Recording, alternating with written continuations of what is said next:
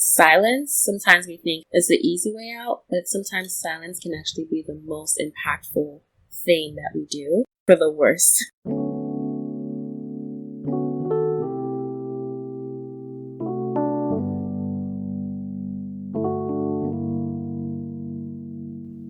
Hi, I'm Danielle, and welcome back to Making Space. Not just a podcast, but a place for honest, open conversations about where people have been and who they're becoming. I have to start by saying thank you for all the great feedback I received on my last episode. It seems to have resonated with a lot of people, which makes me so happy because it's what I wish I could have listened to 5 years ago. Today's episode is honestly more for me than anyone because I'm becoming more and more aware of the importance of growing my self-advocacy muscle, which is basically the ability to advocate or speak up for myself or others in my personal relationships or professional settings.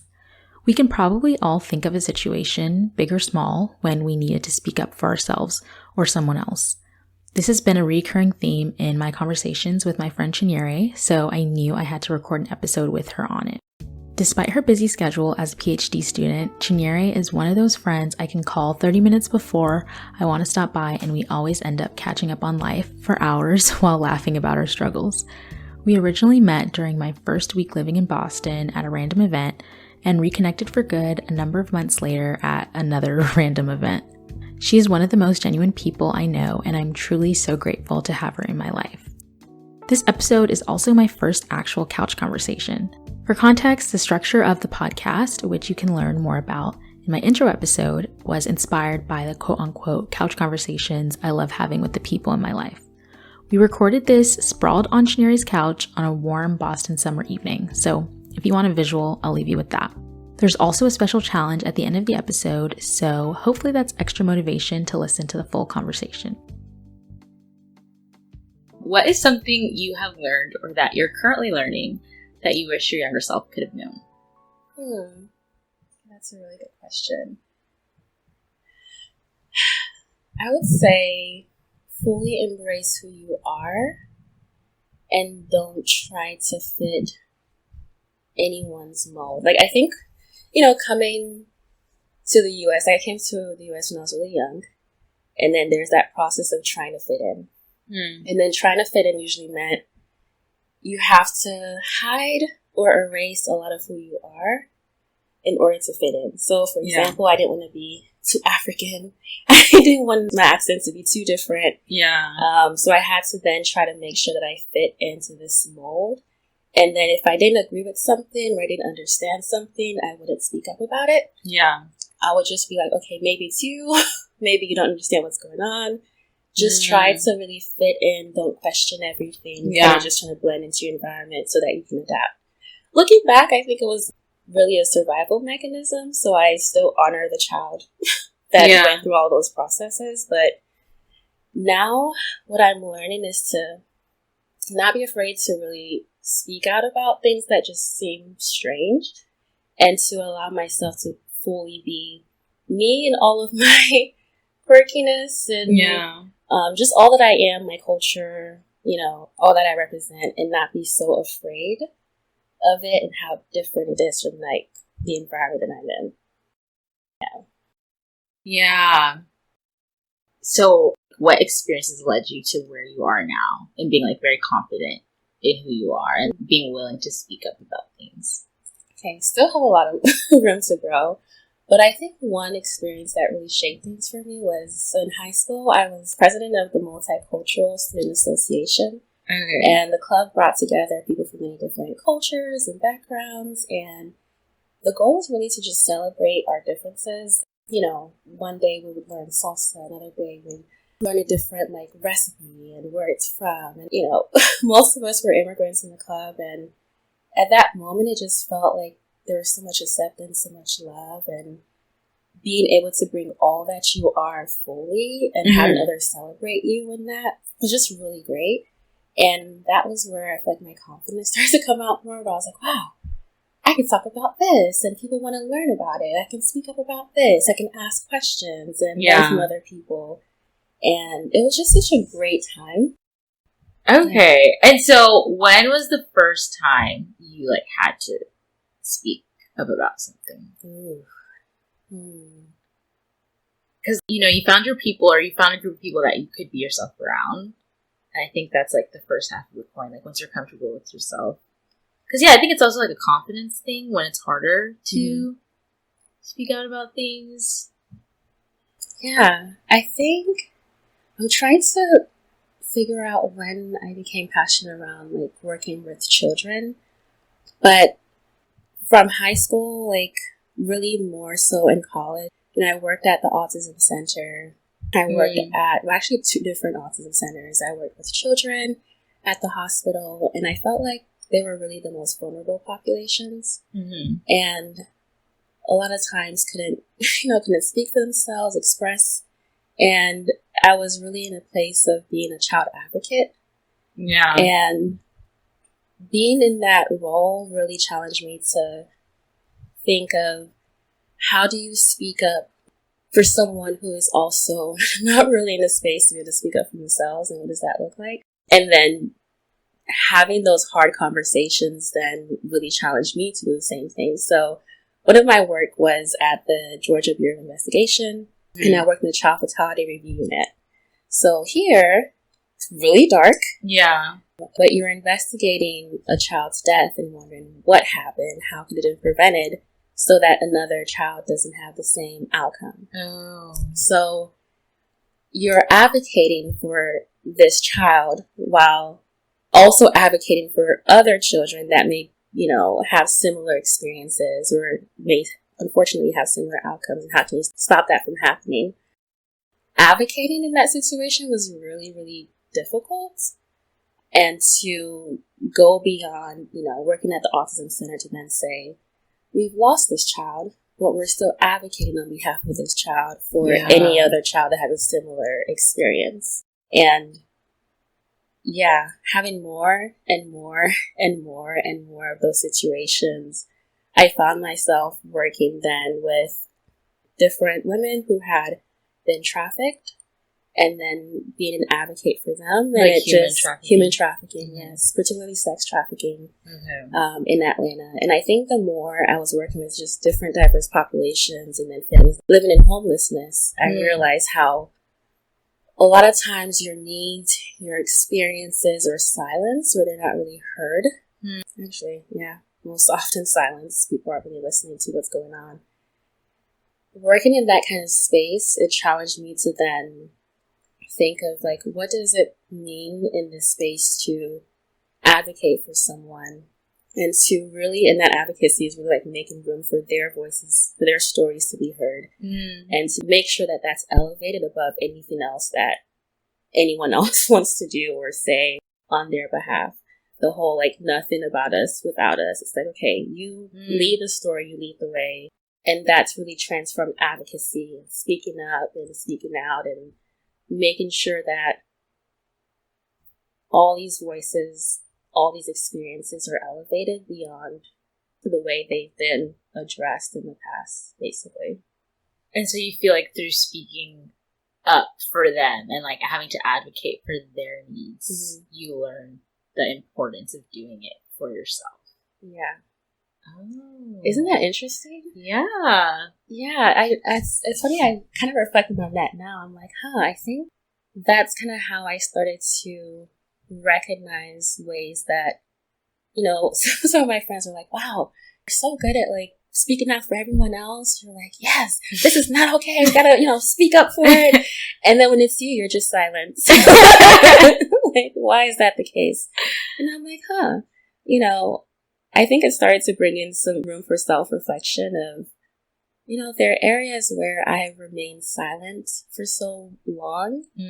And even through advocacy, honestly, sometimes that ends up being a way where you allow yourself to speak up and speak out for everyone else, and then you silence your own voice in the process. Or you start to feel like, oh, my needs aren't as big. Especially in this kind of situations, you're like, oh, it's not this situation or it's not that situation. So let me not necessarily speak up for me. Let me just continue to advocate and lift up all these other spaces.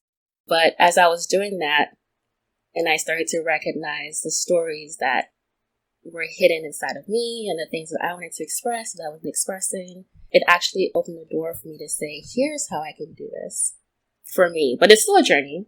Like, I think got better at that. But I think that was a major way that really started to help me. And it kind of goes back to the Multicultural Student Association, if I think about it, because being president of that club, it was like, let's elevate. Like, what would you like to share? What would you like to experience? What would you like for other people to know about your culture or to learn about this recipe? And it was really making room for others to share and to speak up. And I think that just grew into different jobs that I had, different community experiences that I had, to the point where I was like, I can actually start to do this more for myself also. So it took a journey to get there. Yeah, that's so interesting. And I feel like, obviously, no one has arrived where they want to be, but I think it's so cool to see how you are able to notice things that you don't like and say something about it. Like, I think a lot of times we notice things we don't like and we think about it, or we just keep it to ourselves. We complain about it to other people, but we won't address the person or the thing that is the cause of that issue. And I also feel like in my head, you have to be a certain way to be that kind of person who's just willing to speak up about things all the time. Like, you have to be someone that's super loud or like super extroverted or just like maybe more reckless to be able to just say whatever you want to say. But I think with you, I've seen that you don't have to be that way. I think you have quiet confidence, but at the same time, if you see something you don't like, you're willing to address it. And you may not be the loudest person in the room, but once you have something to say, you're going to say your piece. And like, which is just so interesting, which is why I was like, I have to talk to you about this because, you know, I am those people that just be saying nothing and complain about it later on to somebody else. And I remember I used to always think, you know, one day I'm just going to stop caring and everyone's going to be tired of me. They're going to be like, Danielle, stop talking. Once I start, I'm not going to be able to stop. So I wanted you to share about some of those like notable experiences. Maybe we could start when you went to Greece, because it's one thing to be doing that in the area that you live in and where you're familiar, but it's another thing to be doing that in an unfamiliar place. Yeah, so I really feel like it all builds into this.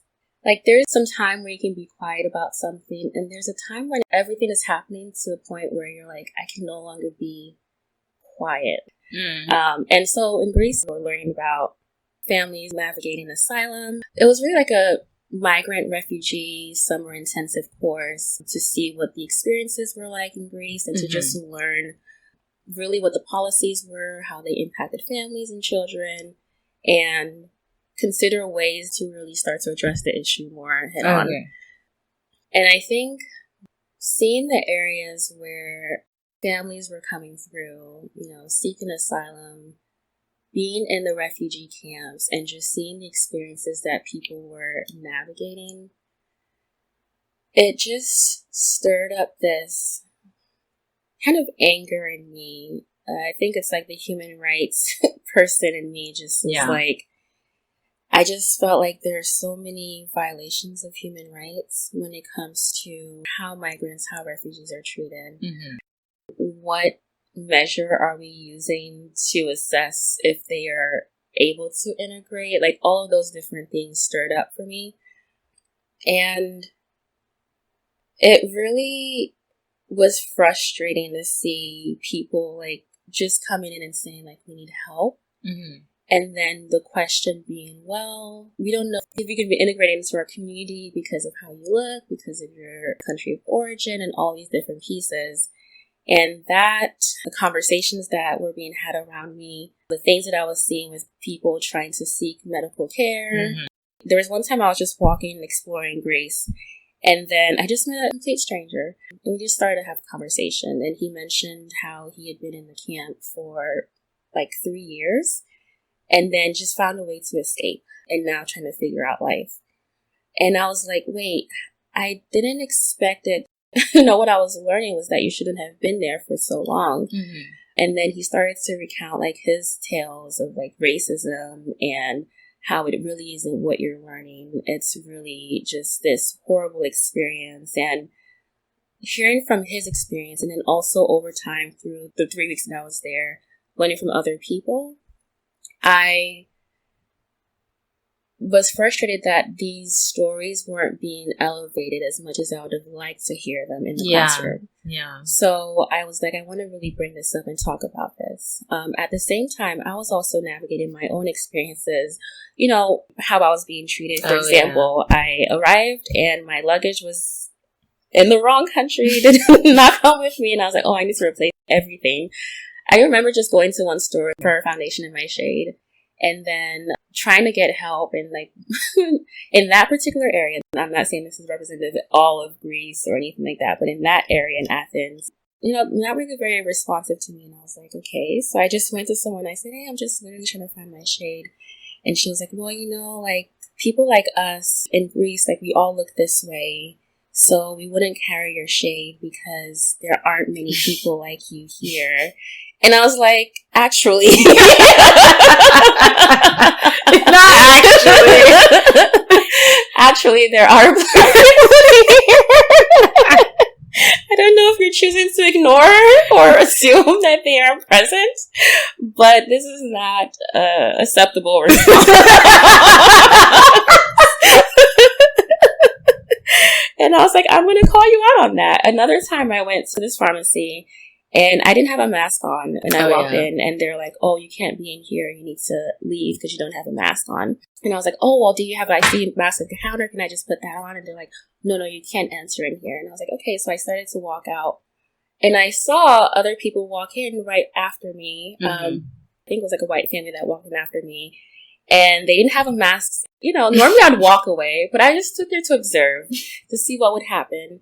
They walked in there, they were unmasked. The same person that told me I could not be in there because I didn't have a mask on just walked with them, asked them, what would you like to have? What's going on? What's your experience? You know, like in there for a good minute. So I was like, normally I would walk away, you know, but I'm just curious, you know, the same way I'm like feeling this discomfort. Yeah. And let's test this out. And so I walked in there and I was like, I thought you said that we couldn't walk in here without masks on.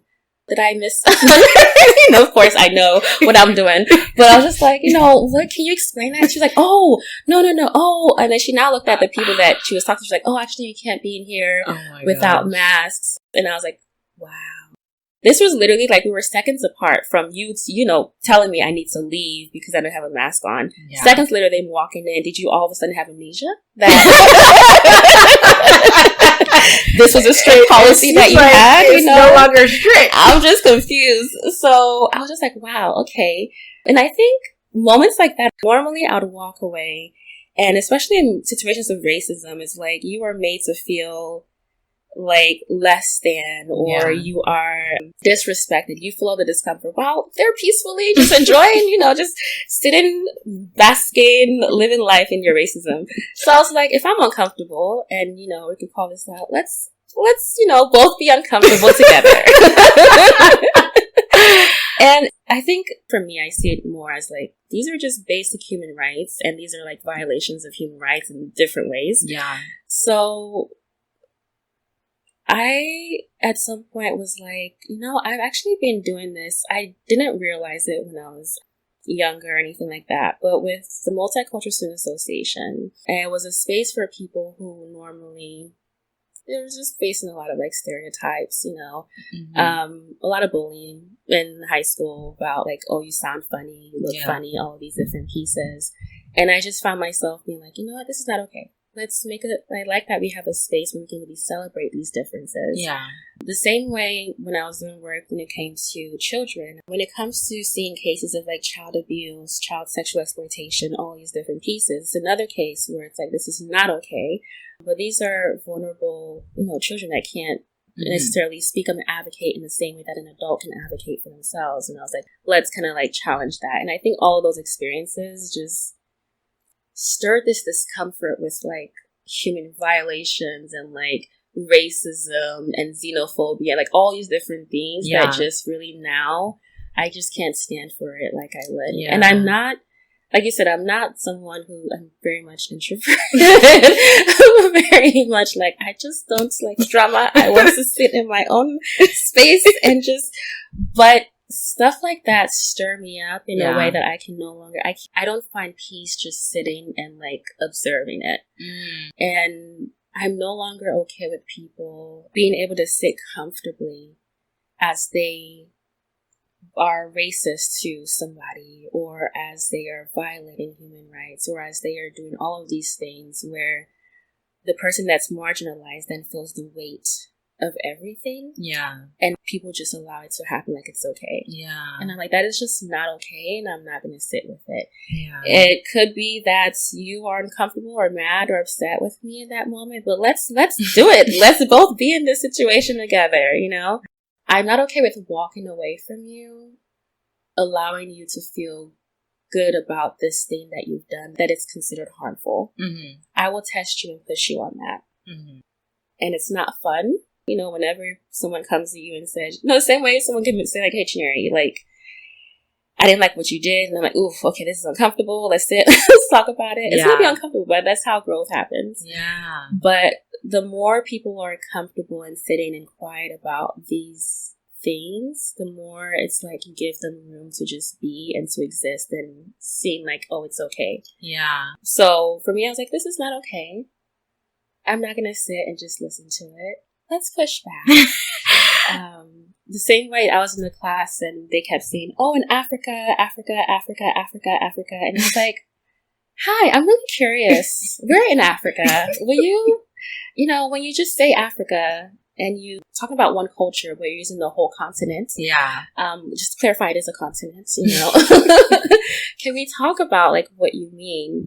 And I remember one professor being upset with me for saying that. Mm-hmm. And I was like, I don't understand why you would be upset. Because the way that I saw it, like, this is a professor. We're students. We're all learning. Mm-hmm. And you're just picking that up and then you're translating it into your own different environments. Mm-hmm. And I feel like this is how things start to spread. Yeah. Right? Yeah. Or things start to get normalized. And even with one conversation, one change, it seems small, but I feel like it can be transformative just because of the ripple effect of one student learning it, another student, and then telling their friends. Yeah. And how you communicate about a single topic can have just great impact.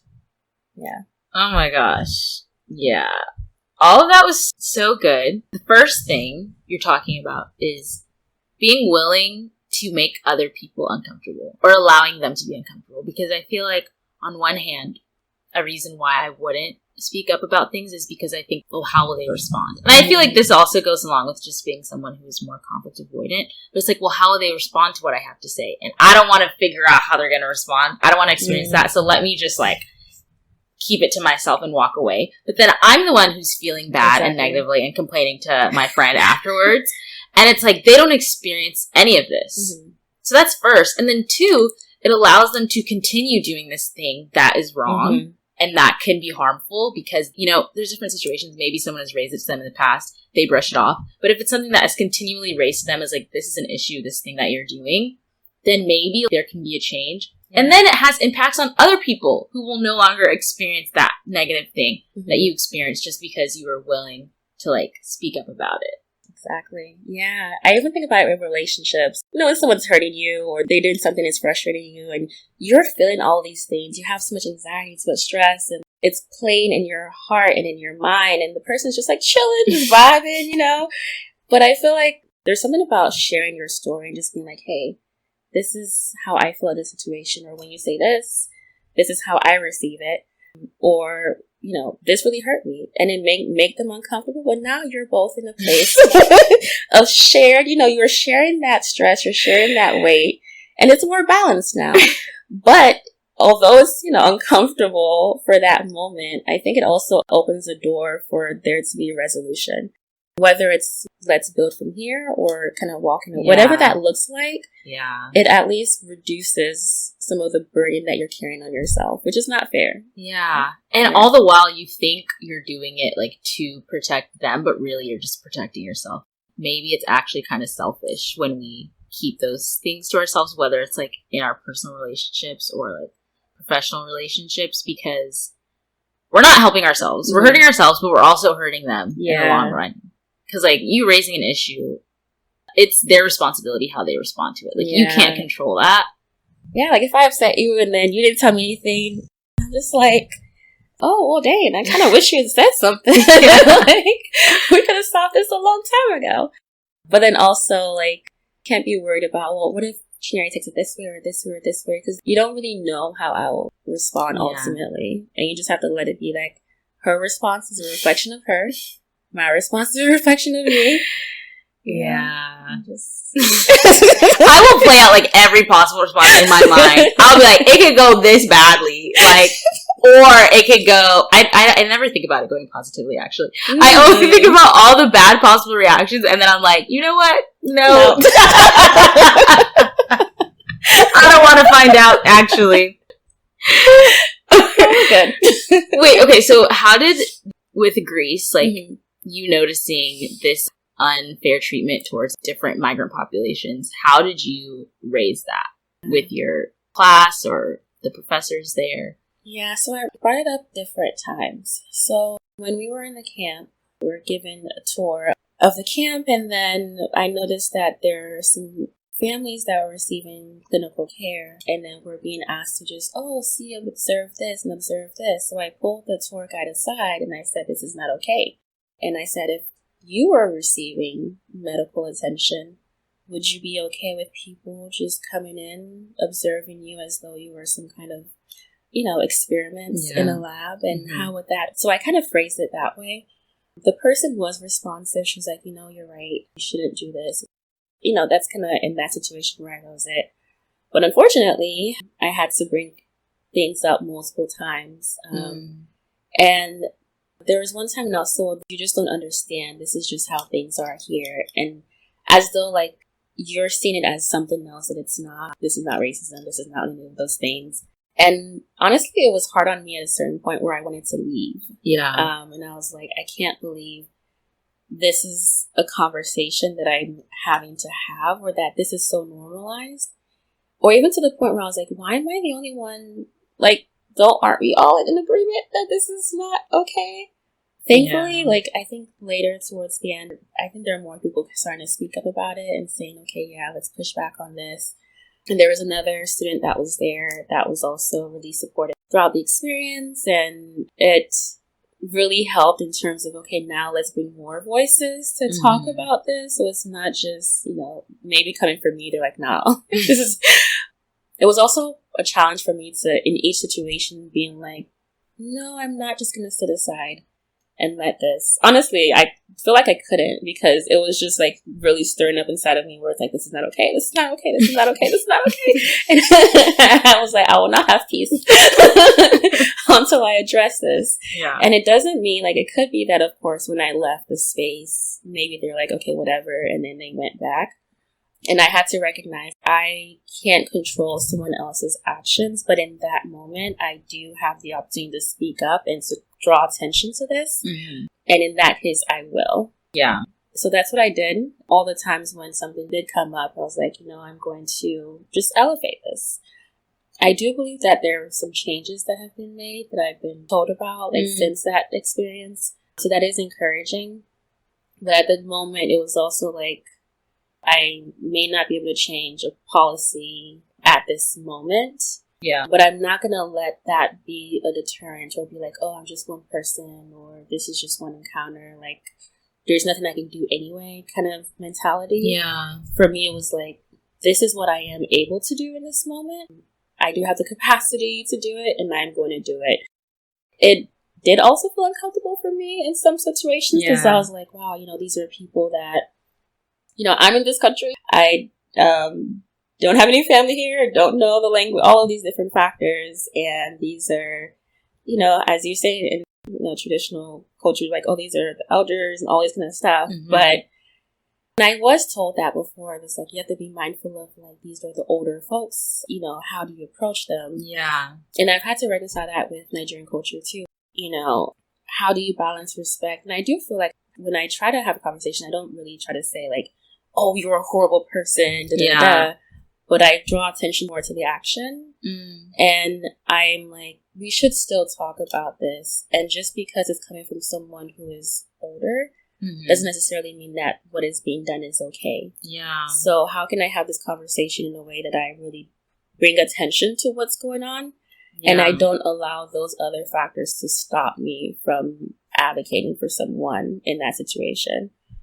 So yeah, that was a challenge. But again, it was hard. Like, there are moments where I was like, I want to leave.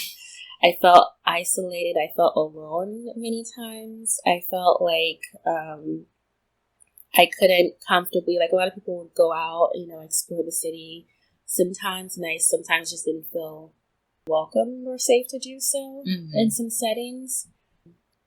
I think also being in the camps and just seeing more people who looked like me. Yeah. And realizing that that was such a factor in their isolation. I don't know. It just really was like, wow.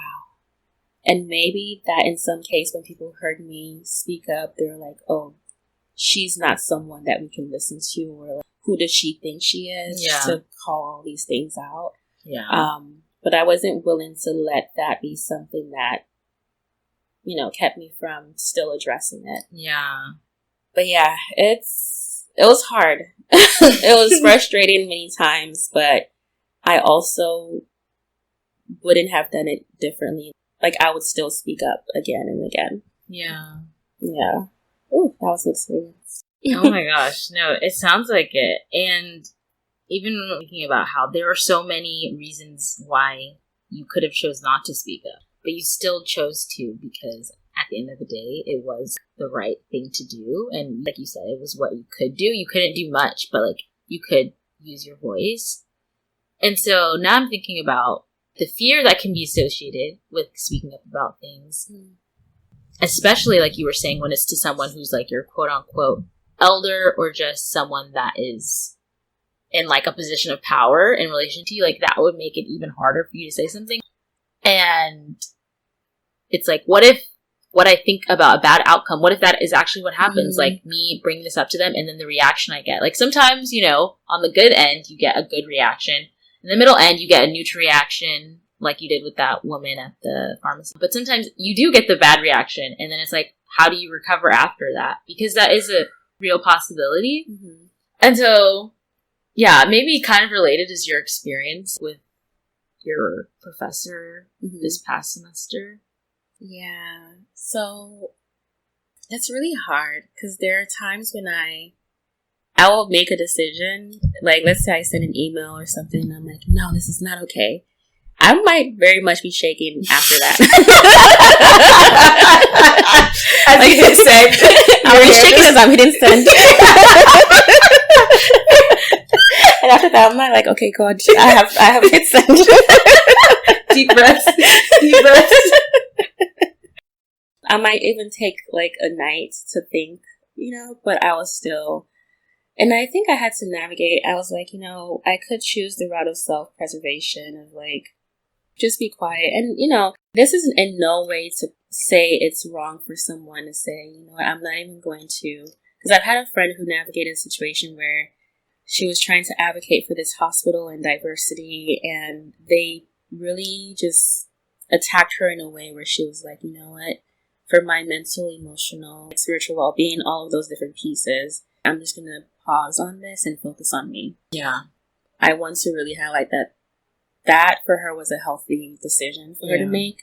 So it's just that for me, I've come to a place where I'm like, where am I allowing power to lie? Am I saying that they have full power and control over me, so that I have to be so mindful of how I speak, where I speak, when I go, where I go, because this person has full authority over my life?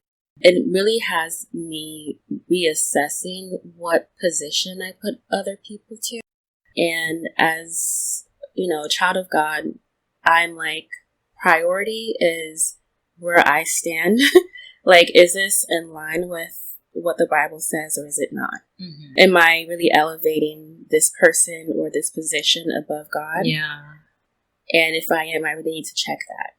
So the recent situation where I just felt like the professor was really, the decisions that she was making, I just felt like there were so many ethical and moral violations in it. The routes that she took and just different things was like, wow, I couldn't not speak up. Mm-hmm.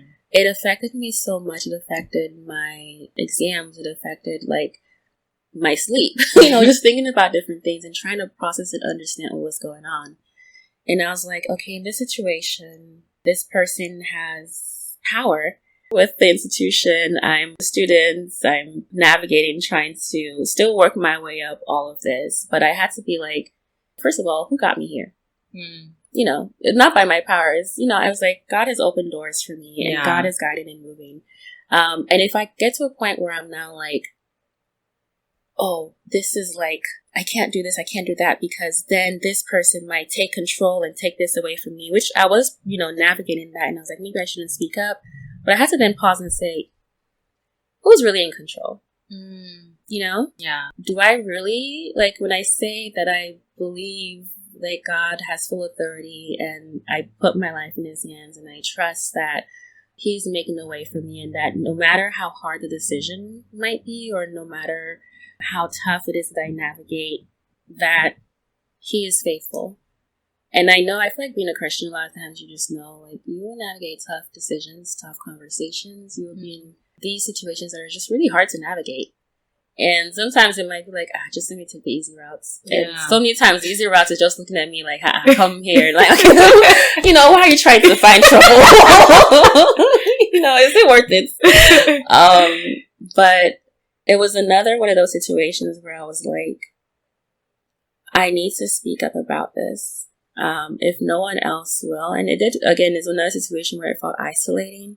Yeah. But But I was like, no, I have all these nerves, all these anxieties that's, just normal for me. Where I'm like, I said I don't like drama, but somehow I keep finding myself where drama is. I keep saying soft life, but the soft that is looking at me, I now turn left and say, no, maybe choose the harder. I don't know.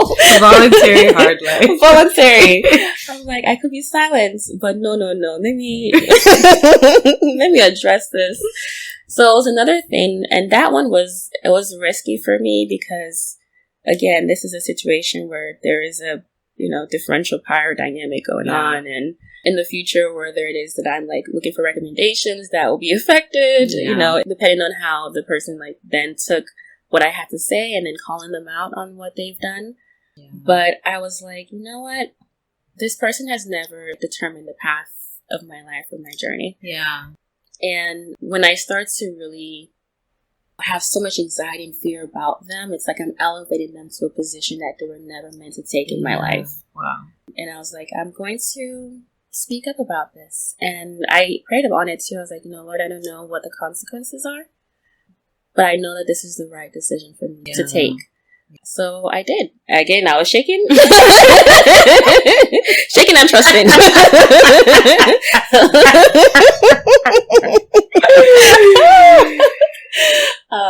But I did. And I don't know, I feel like each time I've done that, it's actually helped me to feel more confident and more assured in the next thing.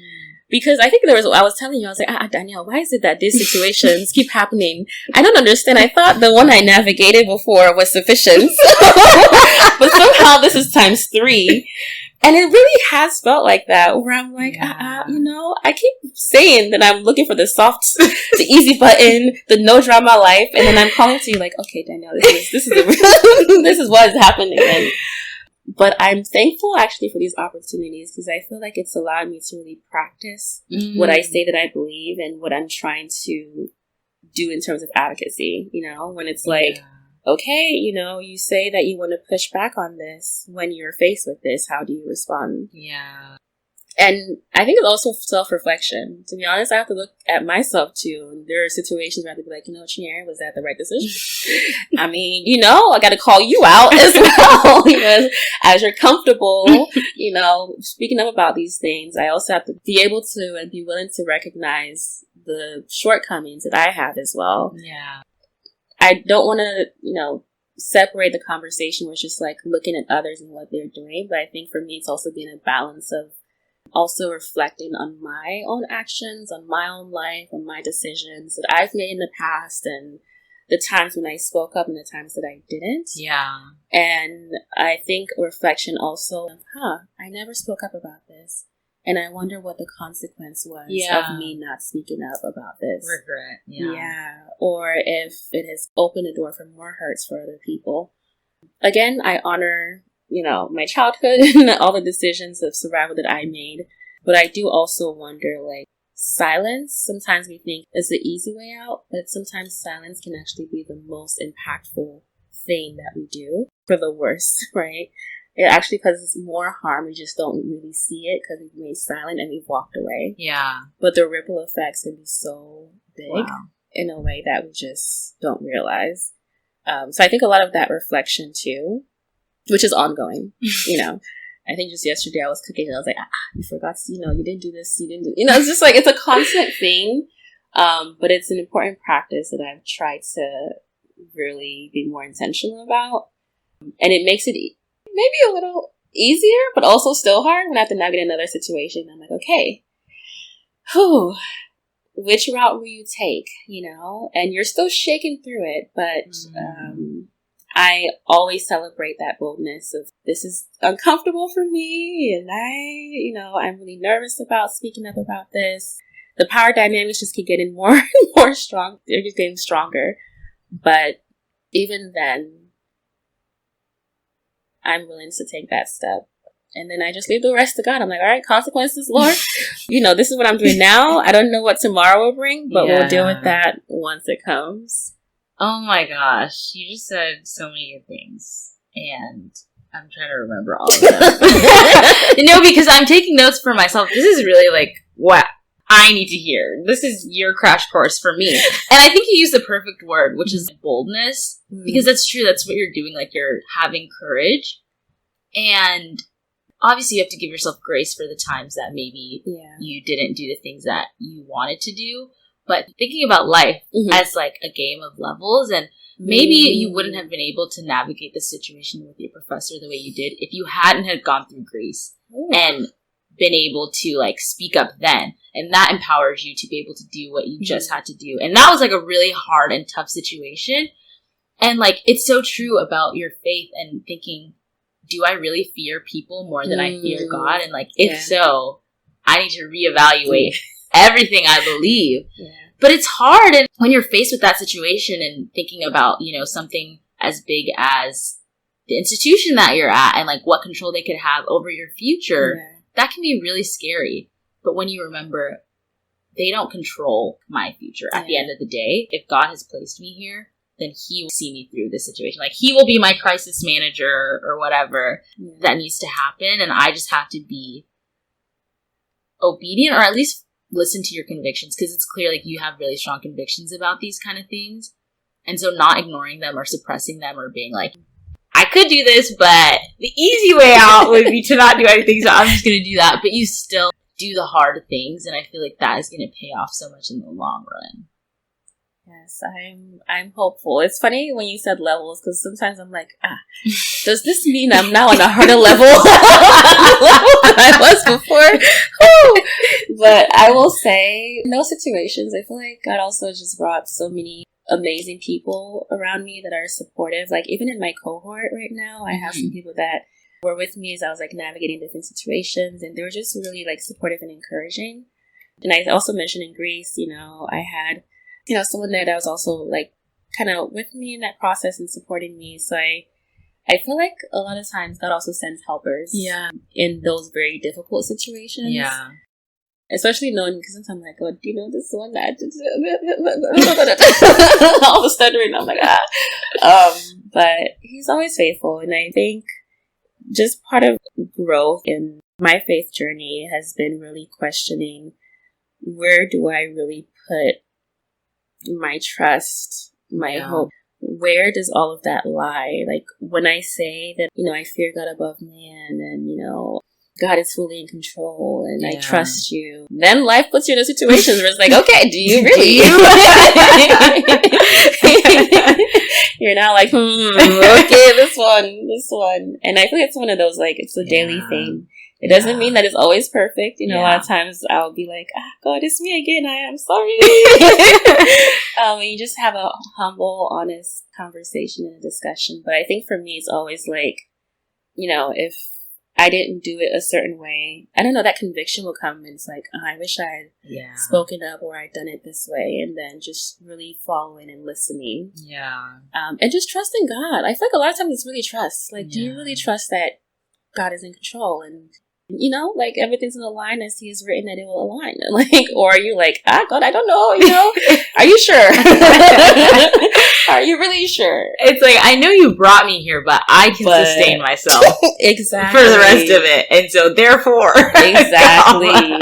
Exactly. It's like, okay, let's remember. It was even also crazy to me, at least at this past situation, that there were people who were willing to, like, speak out against what this professor was doing to you, but in private. Yeah.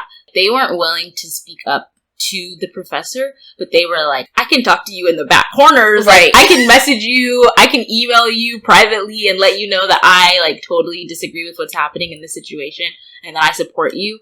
But they are not willing to do it in public. And that just shows you how hard it is to take that step and to be bold and to be courageous. And people see what's on the line and they're not willing to risk it. Yeah. So they can cheer you on in private, but in public, you just feel so alone because you're the only one speaking up about it. Yeah, and I'll be honest that at first I was really frustrated about it, and I was so annoyed, and I was like, why can't you do this publicly? Yeah. Like, and someone told me, you know, they're afraid or they're not, you know, they don't feel that boldness to do so. And then I think the question for me was, are you still willing to speak up if no one is going to speak up with you or stand with you on this, even if others are in agreement? And that's another hard thing, because it's like, oh, okay, we're all seeing this, right? Like, so if I say something, like, you know, other people, like, they clearly see what's going on, they're, you know, messaging me, but then the image I see is when, you know, you're with a group of people like, yeah, we all agree this is not okay. Tomorrow at 8 a.m. we're going to show up, we're going to do this thing. And then you get there at 8 a.m. and it's just you. Yeah. And it's like, oh. So it's like at that 8 o'clock time when it's just you, will you still go? Yeah. And there's a thought of like, okay, maybe they'll meet me there. But then what if they don't? Are you still willing to, like, be the only one? And maybe when they ask other people, like, hey, you know, do you agree? They might just be completely silent. Yeah. And how do you take that? I also had to practice just, not that I was holding unforgiveness, but just like the frustration that I had. I also had to be like, everyone's decision is a reflection of them.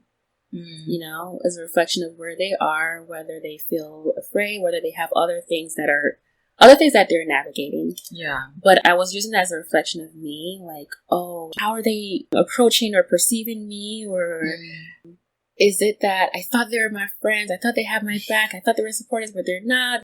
So I was just like so focused on I. And I was like, you know what? No. I just need to approach this and like, okay, do I feel like it's right or is it wrong? Yeah. I feel like it's wrong. And how do I want to approach this? And I want to speak up. Okay. You want to speak up. Others might disagree with you. They might not show up. All of those different things. Yeah. Are you still, are you still going to go? You still going to do it? And at that point, you have to go through all of those reflections and just be like, you know what? In spite of all of that, and not holding it against anyone where it's just like, you know what? I'm frustrated, but your decisions are your decisions, and my decisions are mine. And I have to do what I believe is right to do. Yeah. Even if I don't know the ultimate consequences of this, I don't know what tomorrow holds. And I don't know that anyone else will stand and be like, yeah, we agree or anything like that in like the public setting. But at that moment, I was just like, I'm just gonna speak up. Yeah. And especially thinking about how at the end of the day, if they don't have the same faith as you, then can you really blame them? Like, if they don't have that as their safety net, if they don't have anything else to trust in but themselves, like, I would probably do the same thing. Yeah. If I'm trusting in myself, I can't bail myself out of this, so, like, why would I do anything? But if we like spend our whole life waiting for other people to always be there with us to do something, we're never going to do anything. Ooh, that's another word. Yeah. And even, I don't know, I'm just thinking about like, as Christians, sometimes I feel like you're supposed to be graceful to people and like in different situations. But I'm like, okay, but what's the balance between like being graceful versus like getting walked all over by either people like in your relationships or like in professional settings? Like, what's the balance between that? And then I remember, what did Jesus do, right? He spoke the truth in love. He never skirted around things. He never like, I don't know. I feel like sometimes I can fall into the trap of being quote unquote nice, but like he never asked us to be nice. I think if anything, we're called to be kind, but I feel like kindness still requires you to do things that are true and honest and like speak up about things. And like you being kind is you telling this person, hey, what you're doing is wrong. Right. Because in doing that, they can stop doing that to other people or they can like change what needs to be changed and like know that it's an issue. But you being nice would be like, I don't want to hurt their feelings. Right. I don't want to step on their toes. So I'm just going to smile and walk away.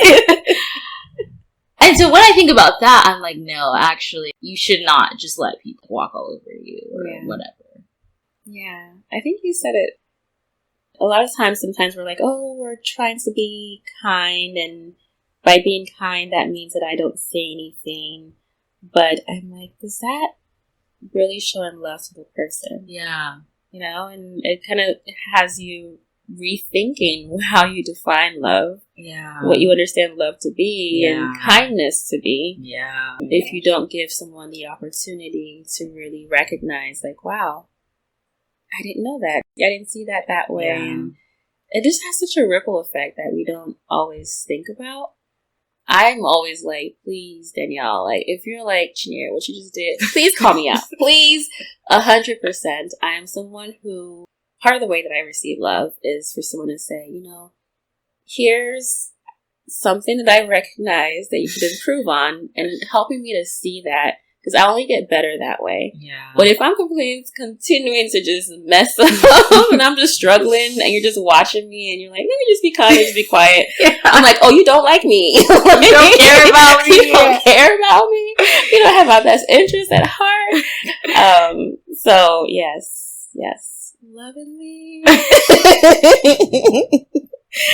Tell me to do it lovingly. No, I think you totally hit the nail on the head, like how we just don't have the right conception of love. And that is just the fact. I remember I had a devotional that talked about this and I forgot how they put it. They put it so well. But it's like usually the way that we want to do things in quote unquote love is not actually loving them. Like that's actually hurting them. And I think just a simple analogy would be to think about like when, okay, pretend your friend has like something stuck in their teeth. Ooh. And they're like, okay, they're talking to you, they have something stuck in their teeth. And if it's someone that you're not close to, sometimes you're not going to say anything because you're like, I don't want to make, you think, okay, here's the thing. You think that you saying, hey, there's something stuck in your teeth will embarrass them. They'll be embarrassed. They'll be uncomfortable. I shouldn't say anything so that they don't feel that way. But you're letting them continue to have something stuck in their teeth and walk around and go talk to other people who also may not say anything and who may judge them for having something stuck in their teeth. When actually the loving thing to do would be like, hey, you have something, like it's not a big deal, you know, but you're letting them know and you're helping them get rid of it so that they don't continue to embarrass themselves. Yeah. And so I love the friends that I have that are like that. They're like, hey, there's something there, like whatever. Like they just call it out. It's easier to do that with people that you're closer to naturally because you have that relationship with them. But I feel like that's the same with anything. Like you see something bad, and I guess we can just transition to personal relationships now. But yeah, you see something like a character trait in your friend that is like actually not that great, and you think that could be something that's keeping them from getting close to other people in their lives, like something that may be kind of toxic.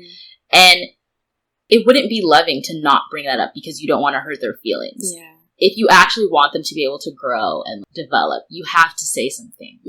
So loving people is actually not easy, which not surprising, but yeah. Yeah. And I think you end up creating stories for other people of like, oh, they might respond this way. They might, this is how it's going to be. This is how it's going to be. And it's like, No, let them, like, give them the opportunity to decide for themselves how they navigate that situation, or you bringing something up. But I feel like we immediately say, oh, that they will be embarrassed, or they won't like that it's just like you start all these tales and all these stories, and it's like, just give me the opportunity to respond. Yeah. And so I feel like in speaking up about things, in some ways, it's a different type of hard in your personal relationships versus like in professional settings. Because maybe the power dynamic isn't really there, because it's, I mean, except if it's like a family member who's older than you, maybe the power dynamic is still there. But these are people that you want to keep in your life, most likely. Like, for the most part, your friends, your family, people that you're in relationships with, you want to keep them in your life. But you also need to, like, speak up about something. Yeah. It can be kind of hard. So how do you navigate that? Ooh, yeah, that's different. I think I navigate it differently, whether it's like parent figure or, you know, romantic relationship or friendship. So, like, you know, dating relationship, for example, if there's something where it's a conflict that could be between the two of us, and I know it's a very hard conversation, I try to focus it on, the goal is for us to really build and to, like, improve our relationship. And no relationship, I feel like, is free from, you know, conflict or disagreements, because you're bringing two imperfect people together and you're trying to figure out life together. But I think it's really an opportunity to say, this is a way that we can not only grow individually, but also together. And I feel like a big piece of a relationship, I think it's kind of warped in today's world, or even like if you're told, like, what can you get from this person? But when you turn it around to, like, how can you love this person? And it's kind of like, you know, that whole competing with each other for love, like, you know, outdo each other in love, where it's really a focus on, how can I be loving to you? And it goes back to our conversation about how do we really define love, and what does that look like?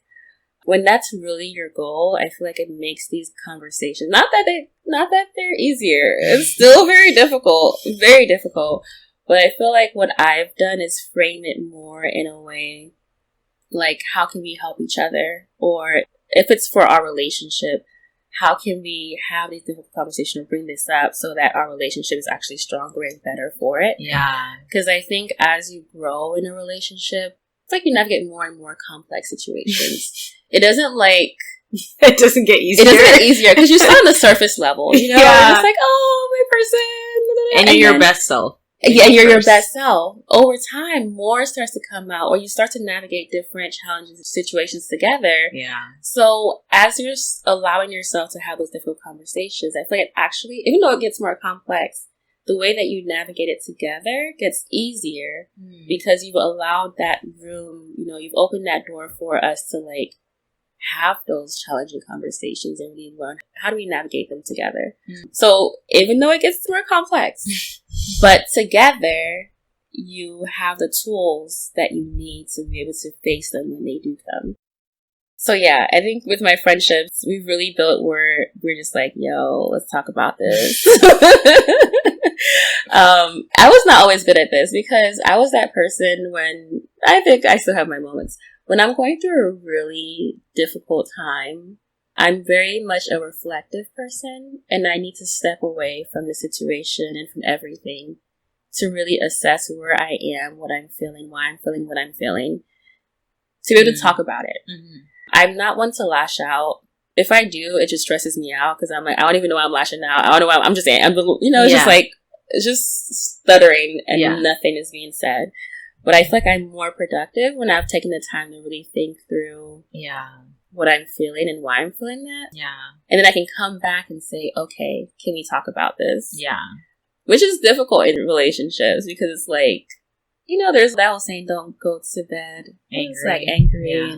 So I'm not angry. I just, they're like, talk through things. I'm like, but I just can't talk about it. Because I need to reflect on what I'm feeling. Yeah. But I personally feel like the conversation can be more productive because I'm not just saying words just to say words.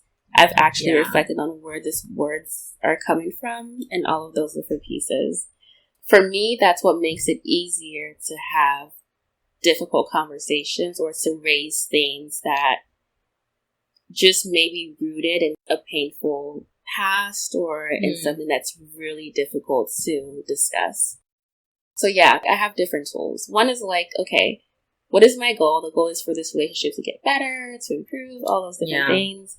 Or the goal is for me to be able to not react from a place of hurt or anger, but to really be like, okay, I kind of assess where I'm coming from, and I can have this conversation in a way that I can explain to you what it is that I'm feeling, and we can have a, coherent, smooth conversation about what's going on. Yeah.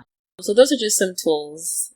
Now, I think another thing is, as you're navigating with someone else, I think the previous examples I provided is like someone that I'm not really close to. It's more like, professional situation. Yeah. But in these situations, you really want to make space for like you are pouring out everything and how you feel, and then allow the other person to then take that in and bring in all that they have, and all of those different pieces.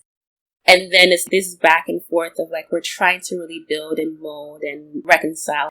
So I think I've also learned that in those spaces, allow time, and really being like vulnerable with each other to share everything, and allow yourself to, if you need to pause and say, I'm trying to understand what you feel,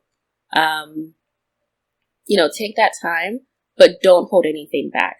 I feel like the worst thing you can do is not say, like, you completely leave out something that you're really feeling, and you're like, I'm just not going to talk about this ever, ever, ever again. I'm not going to take a moment to, like, reflect on it and bring it up. Because what's going to happen is that later on, it comes up. Yeah. But now, because it's, like, festered, it's built to something. It's like, like last time. It's like, well, why did we talk about it last time? So I think it really brings on a place of vulnerability and allowing yourself to listen.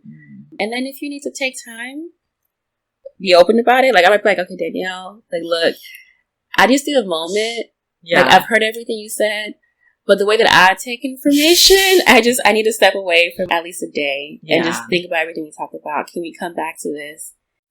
But the goal is always to come back and to build together and to continue to grow. Like, if that's the goal, then it makes it easier. Yeah. But if you're not vulnerable, if you're trying to hide anything or everything, or not speak up at all, it's like, what are we doing here?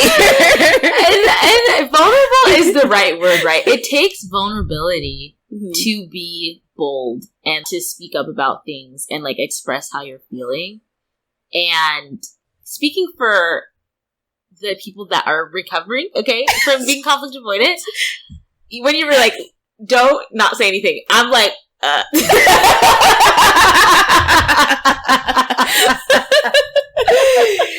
And this is something I'm working on, is like being better at addressing things that are bothering me, because I can easily notice something's bothering me and be like, okay, well, we'll see if it happens again, right? It's like, I'm not really sure. Maybe it's just me. So let's just see if it happens again. And then it'll happen again. And then it's like, but I'm not really sure. Or like, let me just continue collecting data. By the time you collected all your data, oh my gosh, by then you're pissed. And there's no conversation. It's just you being mad or passive aggressive. Like, it comes out in other ways. And like you were saying, it shouldn't be a one-way conversation. Like, you're going to say what you want to say, and then they're going to say what they have to say. And it's like a back and forth to like flesh out the issue. But when you're just keeping it to yourself, you're having your own one-way conversation in your head, and you're like, and you're doing this, and you're doing this, and you're doing that, and you don't do this, and like, you don't know why they're doing these things because you've never brought it up. Yeah. And it's like, oh, well, I don't want to bring it up because then it could cause tension or cause this or that. But it's like, if I actually care about this relationship and I want it to last, like, I should be willing to say something. Yeah. And I think also later, it's like, when you build all your data, collect it. You're a researcher. You can let us know. Yes, I have all the research. And then the other person is like, well, you didn't even fill me in on any of the data that you had. But you're like, okay, so exhibit A, that one time, this. And to them, it's like, well, dang. Like, you never brought this up. We could have addressed, but and it just allows, like, I don't know, just resentment and all those different things to build up. But I feel like also it affects you in ways that you don't realize, because you're just like, all the data inside of you is just weighing you down. And then every time something else happens that adds to that data, your eye would just be twitching. Just be twitching. Like, you see, again. But it's like, release that from yourself. And then you can't even address it well. It'll just be like, I hate that you do that. like you won't, practice all the right words where you're like, I feel like when you do this, I feel like, or like no. By that point, you're done. You're just like, I hate this, and please fix it. Never talk to me again. Oh yeah, not you're like, and the door is closed. But yeah. I think every relationship, every new encounter, it just allows you to really test that out and to try. And I think the relationships that end up being like the most powerful or significant, meaningful in your life are those where you can go through those experiences with each other. Yeah. Like I think my best friend and I, we've definitely had moments where it's like we've navigated so much together and we've had difficult conversations and I'm like, dang, I didn't know that you felt that way. Like, my bad. But it really helped us to really refine. Yeah. And my fiance is like, oh wow, you and your friends, like your friendships are beyond like what I have seen, or like, these are really, and we hear that a lot too, when people are like, wow, your friendships are so like, this is not normal. Like deep. Yeah, this is really, I was like, because we've navigated a lot together, but we also go there when it comes to the difficult situations and all of those different pieces. But like I said, it's still work, and it's taken me some time. Because I was always that person that's like, before, now I tell you, like, oh, Danielle, I just need a day. I'm not feeling it right now. I'm not in the best space. Before, I would just disappear. That's true. Where's Chinyere? She was, and then she wasn't. Has anybody seen Chinyere? On every social media platform. Literally. Text. Deactivated Instagram. Text is no longer pinging. Airplane mode forever. Has anyone seen her? She has gone to another state. Literally. Like on a spiritual retreat somewhere. Oh God. That's so true. But yeah, so it's a journey. But that was how I dealt with things before. So yeah, not very good. And I'm always reminded of this phrase that I feel like God was teaching me, is like, the path of least resistance is not the most beautiful, right? Like we all want these deep, rich friendships. But the reality is it takes a lot to get there. Mm-hmm. And you have to go through those hard conversations and those hard situations and like navigate things together to get to that point. Like that is what develops the deepness and like the richness in the friendship. But when you're like so quick to say, oh, I don't want to go there, or like, oh, I don't want to deal with that, that's what causes like distance. And at the end of the day, those people may not be in your life after a little bit, or they may not be as close to you after a little bit. And like, that's just the consequence you have to deal with because you didn't want to go there. Yeah. But it's hard. And yeah, it definitely takes vulnerability for sure. Yeah. It's like how, we always talk about the refining fire. And it's just this beautiful thing to talk about. But then when you really think about it, it's like, wait, it's fire. For refining. I don't know. Yeah. But I feel like that's the thing. When you now put it through the process, it just comes out so much stronger. Yeah. So beautiful. Now if we shift to the professional pieces, I feel like I come out more and more refined through that process. Through every hard conversation. I think for me personally, it's been a way for me to grow and to develop into my own person and to allow myself to really start to define who are you really, and how is that reflected in your actions and places that you go and the things that you do, and at the end of the day, are you pleased with that? So I think for me, it's really, there's a piece of refining your friendships, but I think there's also that process where you see who you are now versus who you were yesterday, and who and it's just how that process continues to improve. I used to, I think years ago, I was very much into like, okay, you know, if you haven't reflected on yourself, I know I was just so extra, but I was always like reflecting on me and like, have I doing better and how can I improve and all those different things. But now it's actually kind of beautiful to look back and I'm like, you know, all of these experiences, as difficult as they have been, conversations have not been easy. Each time, like I said, I'm shaking as I'm doing it. But I'm always, and it might take some time, like I'll probably call you and be like, Danielle, did I do the right thing? I don't know, you know, all of those emotions. But at the end of the day, I have not regretted speaking up and like making those hard choices. Yeah. Because I've seen how it's really done something really powerful for me and how I navigate these things and how I really see myself, honestly, and my confidence and my boldness in certain situations. And I think it's also kind of transferred to my personal relationships where before I might be like, oh, I don't want to say this, or I want to be careful to protect this, you know. There was a moment in my current relationship where I was like, early on, we had all the hard, like very difficult conversations, right?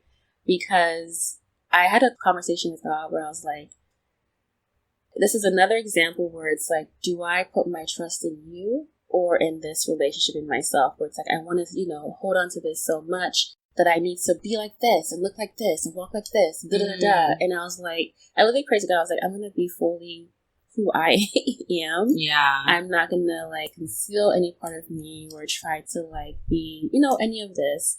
And I'm just going to authentically like have the difficult conversations and like really speak up about what I'm an advocate for.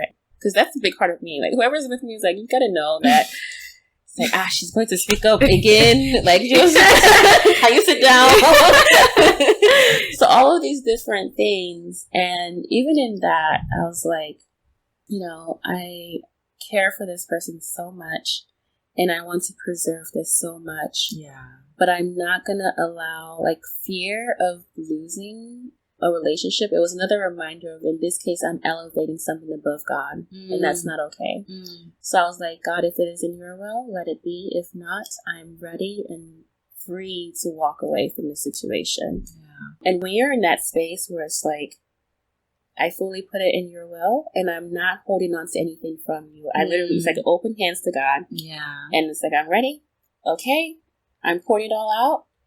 Are you saying yes? Okay, yes. Are you saying no? All right, you know, I trust you. Yeah. And I did that, you know. It's just beautiful to see where it was like, oh, okay, you know.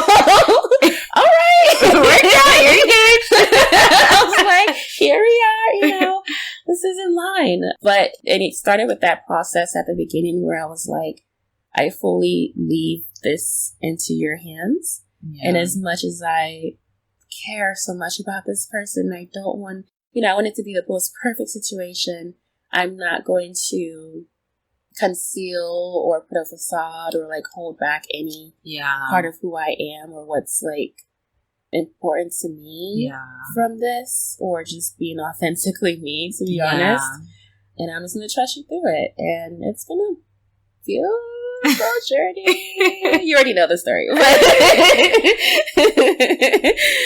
Yeah, it's like not letting yourself be led by fear. And once you notice that, oh, this is something I'm afraid of losing, then it's like, I don't need any idols, right? So I'm willing to surrender it. The idea of surrender is like knowing that it's not in my hands anymore. Like, God, like, if it's your will, it'll work out. If not, it won't, and I'll be okay. Yeah. Because you have something better. But it's hard. And I feel like through what you're saying, I'm just realizing that this is one of the things where you have to, it's that saying, like, just do it afraid. Because I think to me, I was like, oh, like, I need to become this person. Like, once I'm this, like, super confident, loud person, then I will finally be able to start speaking my mind. And I got a lot of things to say. But in reality, it's like, even if you are that way, you can still say things and be afraid while you're saying them. It's just saying them anyways. Yes. And I feel like that is what you're showing me. Because that's just the reality. You know, things are hard and like situations are hard, and power dynamics and all the things that would make something scary, but you can still do it, which is crazy. Yeah. You just said it. Like, literally, I'm doing a lot of these things scared.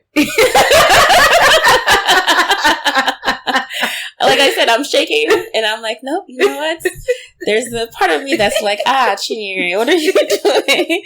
But I'm also like, Lord, I trust you, and I'm shaking as I'm doing it, but I'm trusting you, and I'll do it.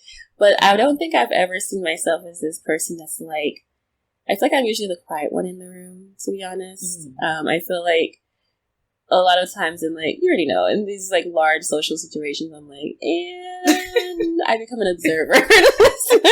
Like, is she even here? Yep, she's just, in the corner. Yeah. So I don't think I wouldn't say that I became this person. It was just a matter of, like, in this space, I feel like God has given me an opportunity to speak up. And I think I told you that I would be sitting there and I would have this unrest in me where it's like, I can't just sit. Yeah. And I'm like, literally, like, shaking. And I'm like, and we're doing this. We're doing this. I'm walking with you, Lord, and we're doing this. And it's just, I think there's also just this piece. I think we started with the human rights thing where it's like, no, it's just not right. Yeah. And it kind of translates into so many other things in your life, whether it's standing up for yourself. And it's like, you know what? This is not okay with me. Why can I not speak up about that? Yeah. Or really feeling free to elevate other things that are coming up as they come up around you, as opposed to, like, just carrying it. And you're the one carrying this weight. People are looking at you like, Danielle, what's going on? What is happening? Are you okay? Have you eaten? Is it hunger? Is it sleep? Are you drinking enough water? God. But, I think also when you speak up, it allows other people in, like, for a relationship. Yeah. If you don't say anything, you're not allowing that person into that space with you. Yeah. And it's like, can you really have a healthy, strong relationship if you're just like, no, I'm blocking you out from these things that I'm experiencing and feeling? Yeah. It's like a daily journey. I feel like there's so many times in one day where you're given the opportunity to practice it. And it's even in the small things that you start to say, okay, yes, here's a small, very small opportunity for me to practice this. Yeah. And like you said, it might be that you then go to level 3, level 4, you're like, Yeah. But I think then it gets easier to do so. Yeah, because if not, you're going to be stuck in that level and the situation's going to keep happening. And I think that's so true, right? Like, baby steps. I think even for me, as someone who is recovering from being, like, super conflict avoidant, it's like small things first, like speaking about small things. Mm-hmm. And once you're able to do that and realize, nothing bad is going to happen to me, like, I can do this and it will be okay, and I can say something and it will be fine, then, like, harder things will come up. And then eventually, maybe one day, we'll be able to talk to our professors, like, Chinyere, and, like, tell them what we don't like. And then, like, remembering, like you said, there will be a threshold for your relationships if you are not willing to bring things up. If you're not willing to speak up for yourself, there will always be this threshold that they cannot cross because of that. And, like, it's you stifling your own happiness in a way because of that without realizing it. Yeah, so. It's like you put barriers on how your relationship can grow without realizing that you're the one that's you're the one that's limited it and said, no, this is as far as you can go. Oh my gosh, because trust me, if I had the choice, I would never say anything, ever. I would be like, figure it out. I have a friend, she'll be like, self-reflect, okay, then come back. They need to self-reflect, figure out what's wrong, and fix it. Because read my mind. Yeah, I think I had to learn. It's like you literally have two different people that you're bringing together, two different walks of life, two different experiences. And I was like, okay, you can't expect someone to know what you're thinking, what you're experiencing, because your experiences are so much informed by your life course experience. Yeah. And if you don't bring anyone into that, of course they're just like, I don't know what's going on. I thought we were cool. All of a sudden, she's not talking to me. Like, they can literally be oblivious to what's going on. A lot of times people think, oh, they're doing this intentionally. Or they know what they did. And there's like, to be like, I have no idea. they have their own issues to think about. They're not over there trying to crack the code of like why you're acting like this and you used to act like that. Like there are pressing issues. Oh my gosh. Yeah.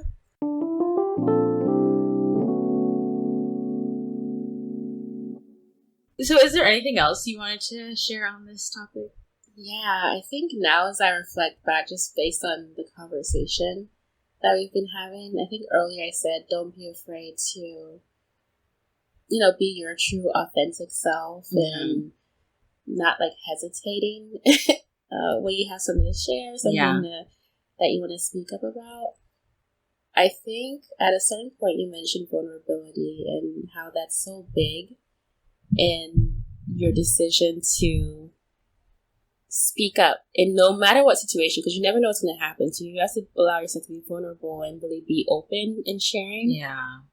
And then we talked about your faith and are you fearing God or are you fearing man? Yeah. I think those two I'd like to bring to that first question. Yeah. Because it really has been so critical when I think about what is foundational in my decision to speak up in all of those different areas. I noticed that that's a theme in the different examples that I've given, but it's really beautiful to reflect now that those little steps from like the Multicultural Student Association, like we're something very small, or like, I'll pull my friend's hair and like advocating like, as children, just seeing that journey. I think it's really been beautiful, and I really celebrate all of those like tiny, tiny decisions that have now led me to whatever level I have reached. And hopefully it's like, congratulations. Game over. No, I think that would be at the end of your life. Yeah, exactly. But I feel more, again, sometimes you still do it nervous, but I feel really good about preparedness for whatever the Lord has in store as He continues to guide me. No, that's awesome. One day you're gonna have to be speaking up for your own kid, and then that's a whole nother level. That's a whole nother level. Yeah. Why did she get a B?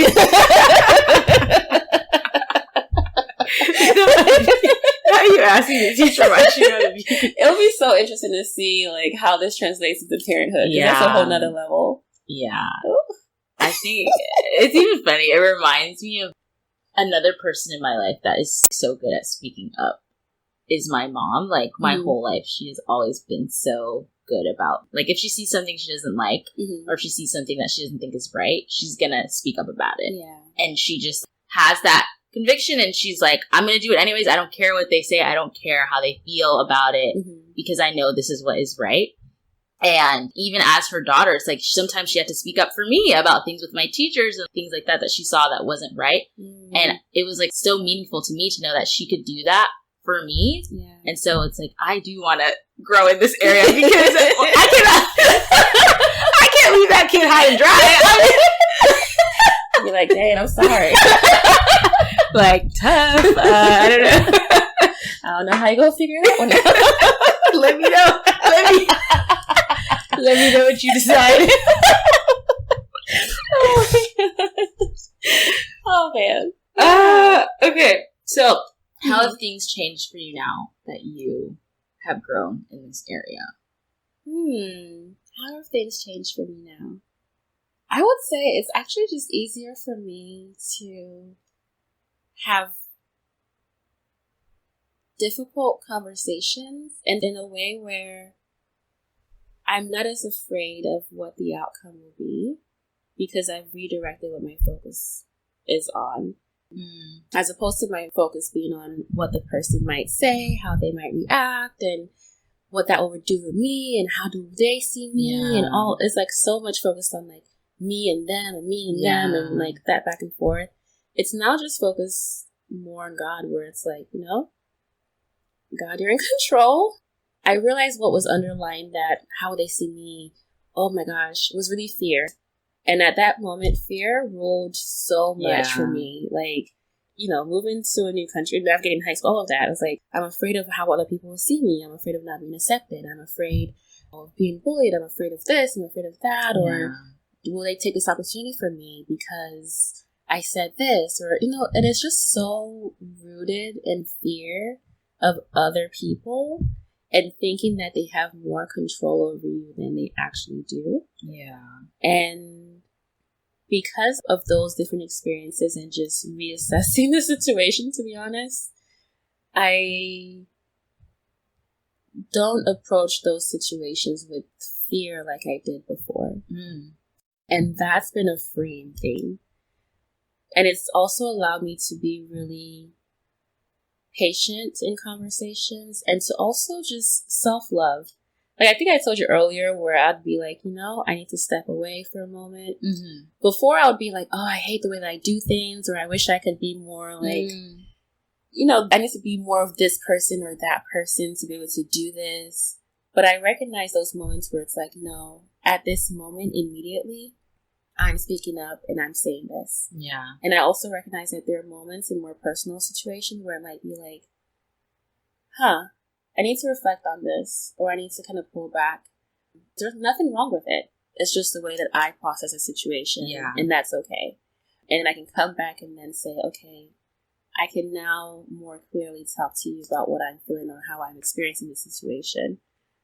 So I think those are the main things, is really the fear aspect. Yeah. And not letting that be such a ruling factor in my decision making.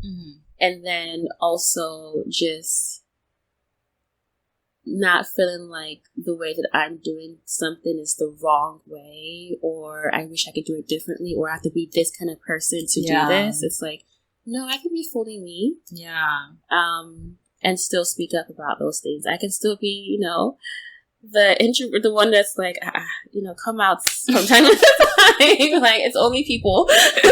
You know, I can still be me fully as I am.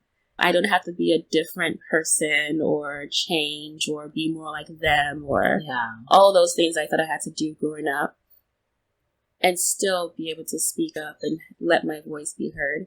And I think a lot of times when people will see me, they're like, oh, she's so quiet and she must be kind and she probably wouldn't speak up about this, or, you know, does she really have an opinion? You know, all of those different things. And because they see me that way, I think a lot of times they misrepresent me. Yeah. And sometimes they're shocked when they're like, oh. And it's like, no, don't take my silence or my, like, calm or all of those things as a sign of, oh, when it's time to speak up about something, I won't. Yeah. Or that this means that I have no opinion or no voice. Yeah. And people often will do that. And it also sways this thought that you have to be a certain kind of person. Yeah. Or have a certain kind of personality to be able to voice anything. Yeah. So I push back on that now. It's like, no, you know, I'm still going to be fully authentically me because I don't know how to be anybody else, to be honest. And trying to be someone else is just stressful. And you don't need stress. I don't need stress. I have enough things to navigate, you know? So I'm like, let me be fully me and celebrate that. At the same time, it doesn't stop me or change whether I can or will speak up about a certain situation. I will. Yeah, that's what I love about you. It's like, you never expect it. And then it's like, bam! And it gets them even better because they didn't see it coming. They're like, wait, what? So I was just taking in. Yes. But no, on the fear piece, I'm like reminded of, I think it's 2 Timothy 1 verse 7, where it's like, God has not given us a spirit of fear and timidity, but of power, love, and a sound mind. Yeah. And like, that's what it is. The love to be able to speak the truth, no matter what it feels like, and the sound mind to not have to be anxious about it, and the power to still do it, even if you are doing it afraid, you know? Yes. So good. Yes, exactly. Our conversation has really challenged me to live out what we spoke about. It's definitely not the path of least resistance, but in the long run, I know it'll lead to the most beautiful outcome. So, what unspoken burdens are you carrying right now? What grievances have been lying beneath the surface? I want to end by challenging you to speak up about it for the good of you and whoever it concerns. Trust me, if I can do it, so can you. Whether you're a professional self-advocate or recovering from conflict avoidance like me, I'd love to know your thoughts on this episode. You can reach me on Instagram at the Making Space Podcast, where you should also follow for more content. Please rate or review the podcast wherever you listen, and share this with someone who would benefit from hearing our conversation. Thank you so much for being here, and I'll see you on the next episode of Making Space. Bye!